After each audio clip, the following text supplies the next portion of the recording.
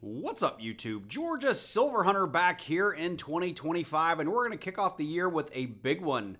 I ran around to the banks here on Saturday and picked up a whole bunch of coins from 3 different banks. We ended up getting 35 rolls of dimes, we got 40 rolls of nickels, and 45 rolls of quarters. And as you can see, we've got a good mixture of some bank wrap stuff, we've got some Loomis, we've got some Brinks, we've got various different types of customer wrapped rolls. I've even got one little roll of $50. I was excited for the teller when she said I had somebody drop off one roll. Do you want it? And this wrapper has been around the world and back, it looks like. So I'm excited to get into this to see what we might have in there. So with that said, we have $710 worth of change in front of us. Let's jump into it.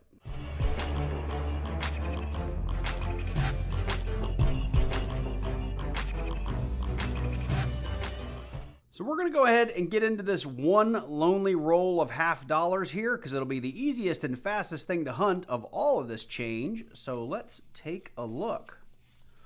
I love customer wrapped rolls, especially $50. I just don't get very many of them.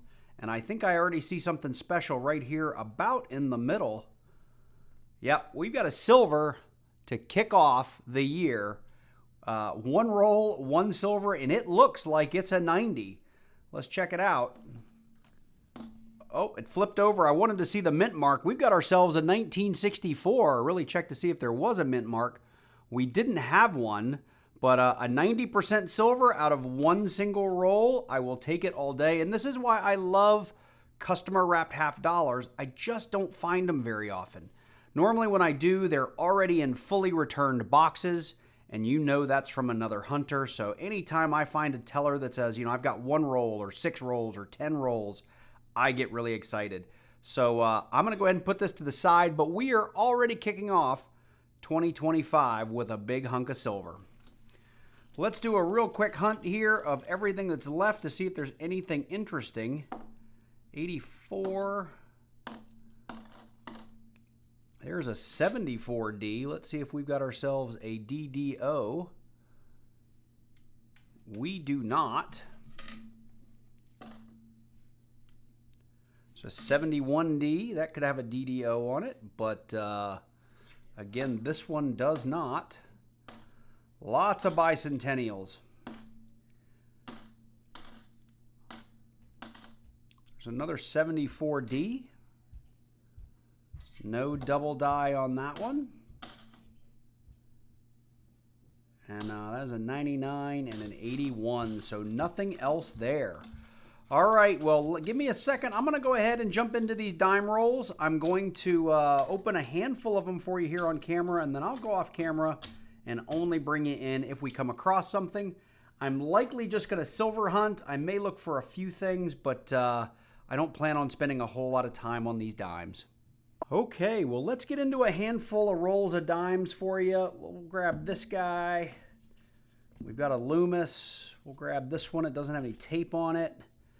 And we've got a Brinks. Let's do another Brinks down here and maybe one more customer wrap. Let's do one with some tape on it. Now, the ones with these white tape, the teller did say that was her that did this, so somebody had turned in a bunch of these dimes and they were either falling out of the ends or I'm not sure what was going on, but the teller actually admitted to being the one that put the tape on these. So let's see what we got. And I hate destroying these wraps, but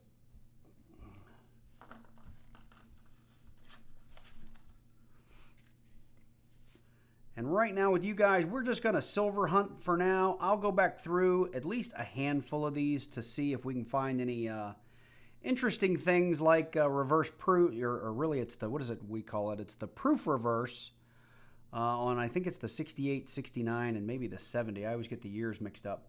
I do have a document, a description down below that will tell you all the things that I look for. You can tell I'm struggling. I hate doing dimes. They're just so little, especially when they won't come out of the wrap. So nothing there. Let's push that off to the side. Let's do another one here with the tape. Something funny, I actually just today on a customer wrapped hunt I did several weeks ago, The person accused me in a comment of stuffing the customer wrapped rolls, and I thought that's funny. I get that quite a bit. It's my favorite comment because it's obviously somebody who's only seen like one of my videos, because those of you that have been with the channel for a long time, you guys watch me go through tons and tons of change and not find anything. So if I were stuffing rolls, I would be a far more successful coin roll hunter on YouTube than probably what I am, because I show you what I get at the bank. I don't stuff these things. I open them live on camera and you see what I get. But I always you know, have fun responding to those people because they are just convinced that I'm cheating. I must be doing something nefarious. Got a little dark guy in there. It's just a regular dime. So that was me dropping it off camera just so I could hear what it sounded like when it hit something solid. All right, we'll do 2 more here on camera for you. Then I'll go off camera going through the rest. I don't have tons of luck with dimes, so I'm not expecting much.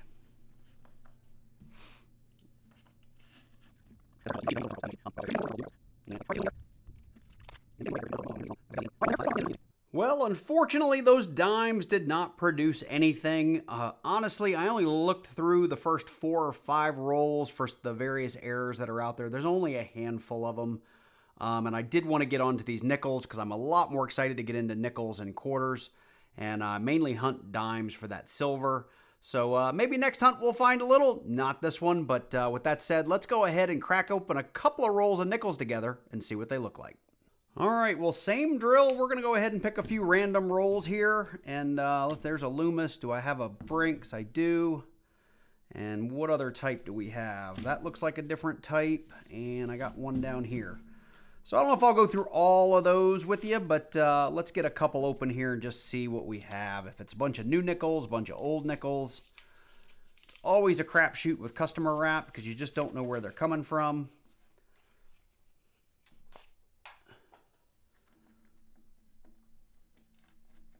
And I hate that I have to put them out that way. I don't see silver. The silver war nickels will kind of jump out at you. Just looking for something old, 1970. So nothing's jumping out in that roll. Let's take a look at this guy. And I will be going through those because anything 1959 and earlier I hang on to and make rolls out of. Obviously, we're looking for those Buffalo nickels. We're looking for those old V nickels. And then special interest goes to our war nickels, which are 1942. To 1945, and we'll know those war nickels because they will have a slightly different color, and they will have a mint mark above the Monticello building, not beside it or in front of it. It's a 1971. That one looked a little old. The other thing we pay special attention to is proofs. We do find proofs from time to time. It's been a while since I found one. I went on a little run a few years ago where I found a bunch of 2000 San Francisco proofs, but nothing lately. So our Loomis roll looks relatively new. Let's lay this guy out without making too big of a mess. Just see what it looks like. And it is entirely possible that I'm missing some older nickels. I'm just trying to go through, and if it jumps out at me as really old, well, I'm stopping, but don't really see anything yet. All right, that was our Loomis roll. I'm going to crack this one open this way just because they unroll a little bit easier. I like that a lot better. Got some older looking nickels in there, just looking at the edges.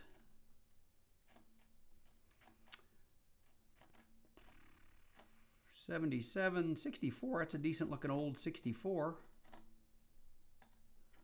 '76.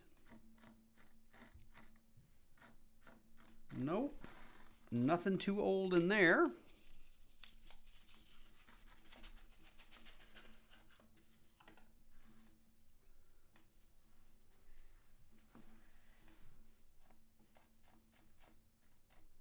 1970. We don't really hang on to those.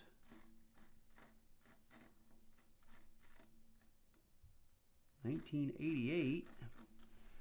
Wow, I don't know if I've gone this far without finding something at least 59 and older, especially in a mixed coin roll hunt. Normally we find at least one early in the hunt.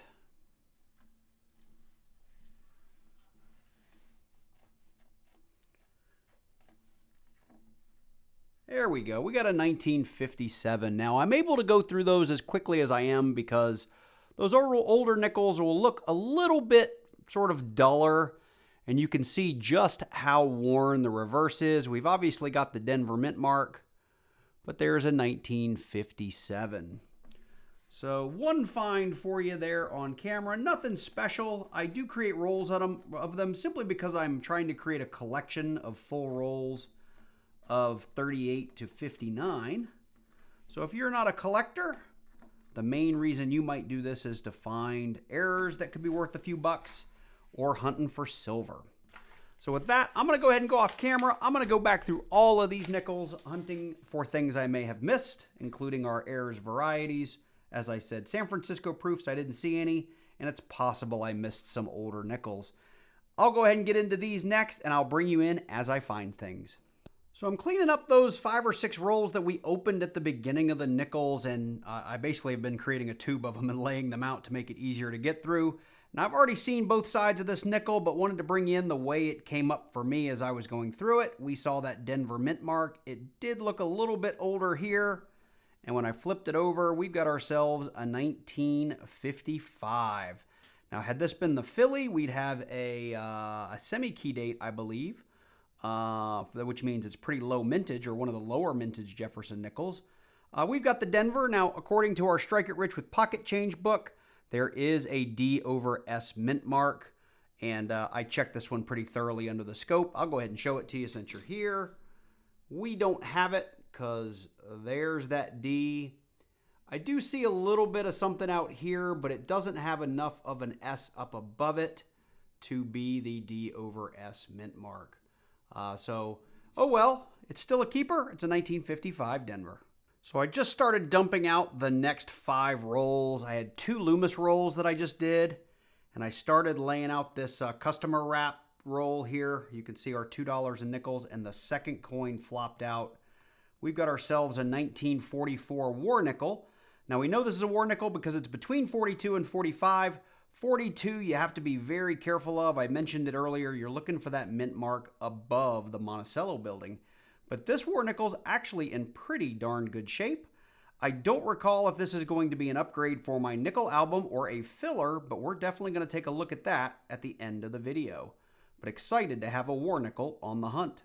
So I opened up 5 more rolls. I'm somewhere around, I don't know, roll 14, 15, 16, somewhere in there. And I'm going to bring you in and show you something interesting that I found on this 2012 Philadelphia right here. Now, I don't always look for these more recent DDRs and DDOs and errors in the later year nickels. They are documented in the Strike It Rich for Pocket Change or Strike It Rich with Pocket Change book. And so the 2012 Philly did have a double die reverse. So when I see kind of decent looking ones, I've been checking this little doorway for any kind of doubling. And I did go online as well. Variety Vista has about 6 of them outlined. There's another website. I can't remember the name of it. It's Brian something. I'll put it on screen. He has the same 5 or 6 on there. But I might have found a new one. And I'm interested from those of you in the comments that hunt nickels. Maybe you have found this as well. But let's take a look at this thing. You can't really see it under basic magnification, but under a microscope, you can definitely see we've got a little doubling here in the doorway. It reminds me very much of the Homestead quarter in the on the reverse in the windows. Looks very, very similar to that. Now, granted, the one in the book, the doubling is kind of up here, but I haven't seen this one cataloged online. Like I said, it's not a perfect nickel. Even on the stairs, you can see we've got some dings and some damage along there. But other than that, I mean, the coin is in decent shape. So I'm going to go ahead and hang on to this one as an error. Looks like we might even have a little ding or Yeah, it's just a little ding there on the edge. We're going to hang on to this one in case it ends up being something of interest. And worst case, it's just a nickel and it's a flip in my collection. So we are definitely on roll number 17 because I've got 23 rolls left up here and there were 40 to start us out. And as I was pushing this roll out, I noticed I had something a little bit old. I've already checked it, so I know it's something worth bringing you in for. You can see we've got a Denver on the back, and we've got ourselves a 1956D. There may be an overmint mark or a repunched on this guy, so let's just check that out. Not seeing anything of interest, but still a keeper in my book. So the very next roll, it was another Loomis roll. I went ahead and got it laid out, and one again jumped out at me. Let's see if you guys can see it. Boom. There it is. We've got a first-year Jefferson, 1938. Now, the 38s, the Phillies, and the Denvers, we've got a Philly here. They've all got some sort of DDR or DDO on them, so let's check that out together. Usually those DDRs and DDOs are in the lettering. I know on the 39, it's down here in Monticello, and it's really, really strong. So you'll know it when you see it. These will be very, very heavily doubled letters. And let's just check the front lettering here. Yeah, I'm not seeing anything. We'll look at the date. The date looks pretty normal. So anyway, still very cool. First year Jefferson on the hunt. I'll take it. We don't find a lot of these. So cleaning up these rolls, this would be roll, I think 19 or 20, somewhere in there. We've got ourselves another 50s era nickel. It is a 1958. I don't believe we have one of those. Nope, 57 was the last year we found. And we've got ourselves a Denver. So same roll towards the very end. We got one came up obverse facing. It is I think it's our first 40s nickel. No, we had that war nickel, the 44. We got ourselves a 1948 in pretty good shape. We're looking at a 48 Philly. Another 40s for the board. So I'm opening up the next 5 rolls, and I'm kind of excited to show you this because as I do, I get them out, I spread them out. I kind of look for something old to bring it in, and as I was going back through this one, I saw something that looked a little bit funny. I first saw the little stars and thought, oh my God, I've got a foreign of some kind, and then I saw the 1901, which lets me know we found ourselves in a Loomis wrap, a 1901 V-nickel. Now, this thing has definitely seen better days. We can make out all the words, or at least most of the words on it. We call it a V-nickel because it has the Roman numeral 5 on the back. And these things are really, really old. I'm going to grab my red book here and check out the mintage. But, you know, today's nickels, they make hundreds and hundreds of millions of them in the Philadelphia and the Denver Mint. These guys were far, far less than that. So let me grab my red book. Let's take a look at mintage for this guy. All right, well, there's our 1901. I've already opened it to the page. The 1901, you can see there's no Philly, there's no Denver. It's no mint mark on this guy. We have 26,478,228, which seems like a really weird number. Like, why not end in all zeros? Why did they stop at 228? Very strange. In G4, it's worth $2. Now, I'm not sure we would even make it to a G4 with some of the damage on this, but still, even if we called it a $2 nickel, I think it's pretty cool. It's a piece of history. I love finding these things, and honestly, in 4 or 5 years of hunting dimes, I have only found a few of these, so always excited to find this kind of stuff. So opening some more rolls here. We just opened up roll 31. It was a customer wrapped roll, and where was he? There he is. We had a little 50s peeking out here at the top. We got a 1951. Let's see if we have a Philly or a Denver. We got a 1951 Philly with a nice little ring ding there. Not a beauty, but a keeper. So bringing in here on roll number, I think it's 33, if I'm not wrong, for 2 finds, really. The first one being this 1948. Now, we've already found one of those earlier in the hunt. Now, if this one turns out to be an S, it could be a semi-key date, so let's check it out. And we have, it looks like another Philly, because we are lacking a mint mark. So let's see, that guy goes right there. And the other one is, I saw this earlier in a roll and just put it aside. I figured I'd show it off next time I brought you in, but We have a tremendously thick grease strike here. You can see kind of the bubbling already in the coin. I'll put it under the scope so you can see just how sort of greasy these dies were before the strike. You can tell from all the rippling. You can see it here. You know, the lettering is really, really faint, but that's just indicative of tons of grease being in the die. Some people collect these. I'm not a big collector of them, but I'll put it aside as part of this hunt. Now, I have found a couple of these along the way, and I've thrown them back, but this one's by far the worst one I've seen in this box. So we're getting through these last 5 rolls. So this would be roll number 36. We've got another 50s find. We've got a 1954 Denver. Put that up on the board. So far, quite a number of finds. So we are 3 rolls from the end, and the finds just keep on coming. This time, we've got ourselves a 1941 Philly. Well, we have reached an end of our nickel hunt, and I want to quickly go through all of our finds and talk a little bit about my book. Where we landed was we ended up with a 1938. Now, depending on how I end up editing this, you might not see all of these finds in the specific rolls, but we did end up with 3 1940s, a 1941. Of course, one of the prizes of this particular hunt is this 1944 Philly silver war nickel. And I did check. This will be an upgrade for the book, and I'll show you that in just a little bit, because the 1944 Philly I have is in pretty rough shape. We did end up with a couple of 1948s, a 51, a 54, a couple of 55Ds. Unfortunately, they weren't the 55P, because I think that's a semi-key date. We got a 56, we got a couple of 57s, and a pretty decent-looking 1958. I'll check this one as well to see if it's an upgrade. I don't think it is, because I think I do find some pretty nice 58s from time to time. Up here, we did have that one 2012 Philly DDR, and I did do a close-up of that in the microscope earlier in the video. Would love your comments down below if you think I've got something new here, because I did a quick search and couldn't find it anywhere. There's a handful of DDRs, but none that match that one. We did have this really awful 1983 Philly grease strike.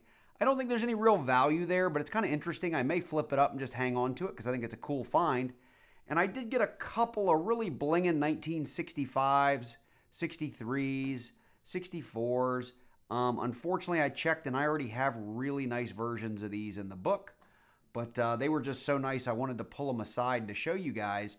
Considering these coins are now like 60 years old, give or take, they're in fantastic shape.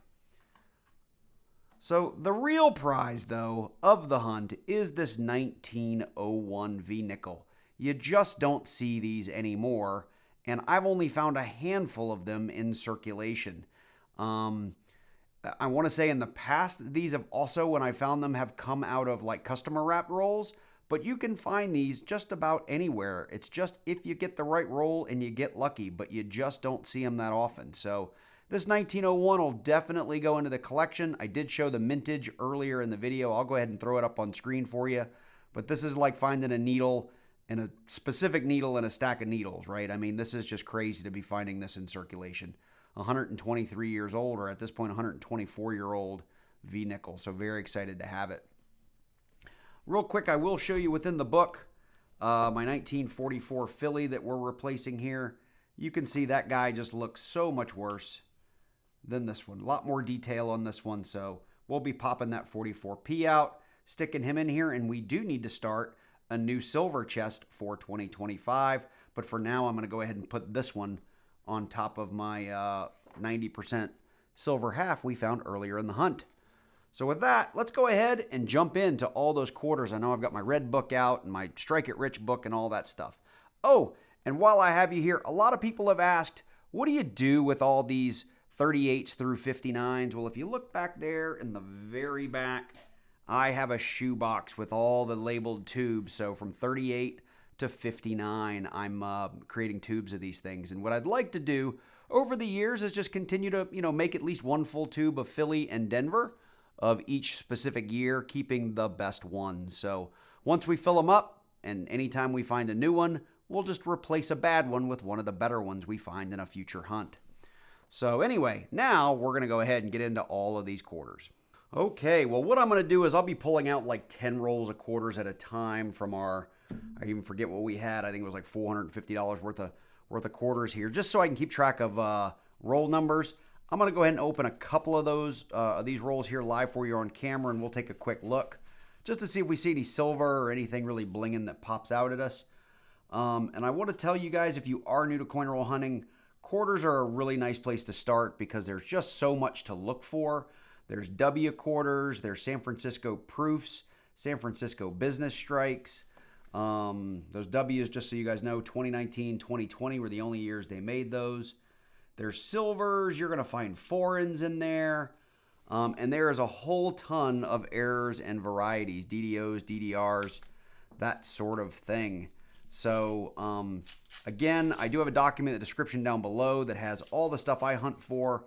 Plus, I've referenced that Strike It Rich book a couple of times. I do have a link to the Amazon affiliate link that I have in the description down below, and I do really recommend that book if you are going to start hunting quarters and nickels and dimes and those denominations. What do we have here? This is the Mary Edwards Walker Philly. I think I have this one in my women's book. I'll check that at some point in the middle of this hunt, but I do know some of the new quarters are out. The new women's quarters are out, so we'll be keeping a close eye on those. The other thing we want to keep an eye out for is our 2000 sort of 9s, 10s, 11s, and 12s. They were particularly low mintage in the quarter runs in the last decade or two. And so I typically pull all those aside and try to hang on to the nice versions of those too. But you will find that those can be a little harder to find nice versions of. Just simply because they were lower mintage and they got pretty beat up as they got circulated. So I'm just kind of looking at edges here. I don't see anything, I'm kind of looking for silver more than anything. As I go back through these, if I do find something interesting like we did with the nickels, I'll bring you in. But this will be the last one I'll open, just quickly looking for some silver. And for you guys that don't know, silver quarters are 1964 and earlier. They're not like halves, 65 through 70, not silver. I do run into people from time to time that say they have silver quarters they want to sell me. And what they end up having is a bunch of 1965s and 66s and so on. And I think this is one of the new 2024 quarters, and I don't have it. It's I don't even know how to pronounce this. The Ayazukari, Zukar something. I don't know how to say this. Anyway, it's the Celia Cruz. That's something else up there. It's the Celia Cruz 2024 Philly. Looks pretty nice. I'll check to see if there's any errors on this coin, and we'll be taking a look at this one as we go. And if I find anything interesting, we'll talk about it. But as you can see, there's one. Here's another one. So we may have a whole bunch of those in this hunt. Okay, well, enough of me rambling. I'm going to go ahead. We'll dig into these quarters, and I'll bring you in when we find something interesting. So we're getting through the next 10 rolls. This is roll number 12. I kind of stopped here. I've got a coin under the scope, and it's just something we don't find as much as we used to, and it's the rather large, or the larger die chip up here on the top of George Washington's hat on the 2021 Philly. A few years ago, it seemed like every single one of these quarters that I picked up out of a roll had one of these, and I think just because all of us YouTubers have educated the world on them, they're slowly disappearing from circulation. But the one we really want, that die chip, should go all the way up here to the front of the hat. That one's still worth a good 20, 30, 40, 50 bucks in some cases. But I'll take one this size all day. While I have you in here, the other thing we always look for is a little double die reverse that you can find down here in the cuff. This one doesn't have it. But we'll put this on the board. And just so you guys know, the board has a lot of stuff on it. None of it terribly interesting, though. I am keeping track of all the new 2024 Phillies and 2024 Denvers that I have of the new Celia Cruz. And then just really all the other 24s I'm putting up there, checking them for errors. And so far, we haven't found any. We've got a couple of bicentennials we did find a nickel stuffed in one of our rolls already. So what would a customer wrap quarter hunt be without a few nickels? And then I'm also keeping track of all my 2009s, 10s, and 11s, and I've got a few of those here. So nothing really exciting, and that's why I haven't brought you in. But if you do happen to see some coins as I'm showing you this stuff, that's what's over here. And I did also get a really blinging 2003 Maine out of Denver. Gonna see if that upgrades one of my quarter albums. So we're gonna go ahead and get back to it, and hopefully these coins turn around, because so far the quarters have been pretty boring. Well, we are all done with those quarters, and they were largely a waste of time at the end of the day. I'm going to go through everything on the table. It looks like a whole lot, but there's actually very little here, and I'm starting to think those specific rolls with the tape on the end, they're either coming from like a car wash where they're sorting through their coins, or probably some other kind of coin roll hunter or collector, because we found so very little, and those types of wraps were the majority of these quarters. So let's go through it. The actual errors or things that might be of interest to someone collecting errors or coin collections would be the 2021 Philly crossing the Delaware. We actually found two of them. This is the small one. I didn't bring you in for that one, but we did get the larger die chip I brought you in for earlier. You can see it right here on the top of his hat. And this one's typically worth a couple of bucks on eBay. We did find the new 2024 Philly. It's the Patsy Takemoto with the die crack going through the elbow. You can actually see it right here in the light. These are relatively easy to find. I've found a handful of them so far. Again, not a ton of value on those, nor is there a ton of value on these. Maybe a buck or two to the right buyer, but we've got a die chip up here in the hat. And we've done this one a lot on the channel. So nothing too special there. So from a what might you look for in a coin roll hunt, those are really the only four major things. Now outside of that, of course, we always get stuffed by a few nickels instead of quarters. I did keep track of all the new 2024 coins that came through.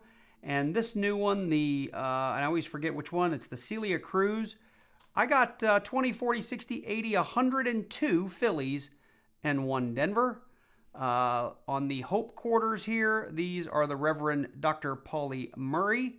We did get a couple 2 Phillies and 1 Denver on the new Patsy Takemoto. We did get 1 Denver here, which will be a book filler for us. I'll talk about that more in a minute. And we got, I don't remember what it was, about 32, 34, something like that. Each of these stacks has 20 of those. And on the new 2024 Dr. Mary Edwards Walkers, we did get 1 Denver of those, and I think it was about 4 or 5. But it was 5 or 6 of the Phillies. I do try to keep all my 2009s, 10s, and 11s. The 10s through 12s, and actually even the 12s can be lower mintage.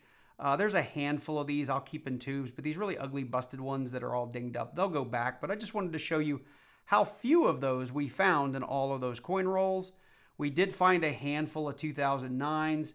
The one I'm still looking out for is this District of Columbia 2009 Duke Ellington. There's some really valuable DDRs that are down in the keys and in the word Ellington, and I've yet to find one of those. But we did find, I think this is a Virgin Islands. We did find, let's see here, this is the American Samoa. I'll hang on to those. And then these are actually going to be book fillers, or I'm sorry, book upgrades in the books that I've already started. We've got a Guam here from 2009. It's a Philly. And this guy over here, this is the Washington 2011 Philly. This is also going to be an upgrade in my books. I'm not going to show punching those down because they're not that much nicer than the ones we have. These were going to be nicer upgrades. I'm not going to go through each one, but we did get 4 of those. These are more your state quarters and national park quarters. We did get 7 bicentennial Phillies. There's 3 or 4 of these I'll hang on to. We'll pitch the rest back. We got 3 of the Denvers. One really nice one I'll hang on to. I can't remember if it's this one or maybe it was one of the other ones. But we always check this one for the DDO because there's a lot of money in those if you can find them. Outside of that, we do have some book fillers in my American Women Quarters book.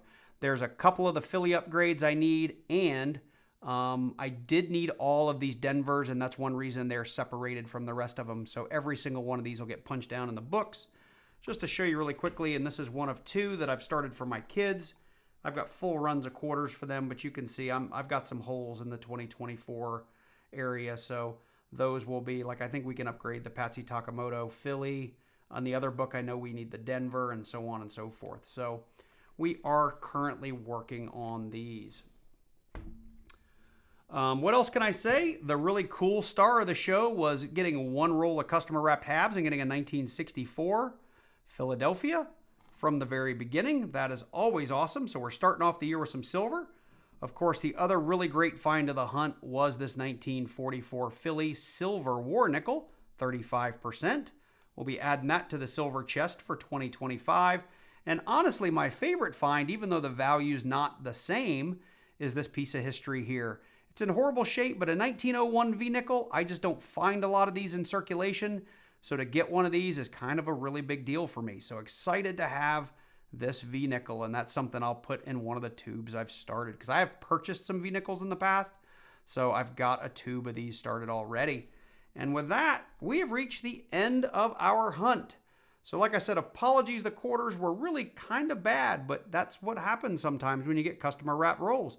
It can happen in bank wrap rolls. So anyway, this first video has taken me a very long time to get out the door. I was going to get it out last week. My daughter had a volleyball tournament this weekend, and we had a snowstorm here in Atlanta, so I wasn't able to get coins. I wasn't able to finish this video, and you may even hear it in my voice. I've been coming down with something for a while, and my voice has been up and down throughout this video as it's been bad and been good over the days that I've been filming. So again, apologies for taking so very long on this first one, but we found some pretty cool stuff. If you're new to the channel and you like this kind of video, make sure you do click on that like button and then click on that subscribe button, then click on that little bell so you get notified each and every time I release a new video. I would like to say a special thanks to you channel members who just continue to support me month after month, year after year. I really appreciate it, even in these times where it takes me a while to get out content. I really, really do appreciate it. So I'm back for just a couple of days, another volleyball tournament next week, but I should be able to get a few boxes of $50 this week, and I'll try to have those out as soon as I can. So with that, you guys take care, and I look forward to seeing you in the next one.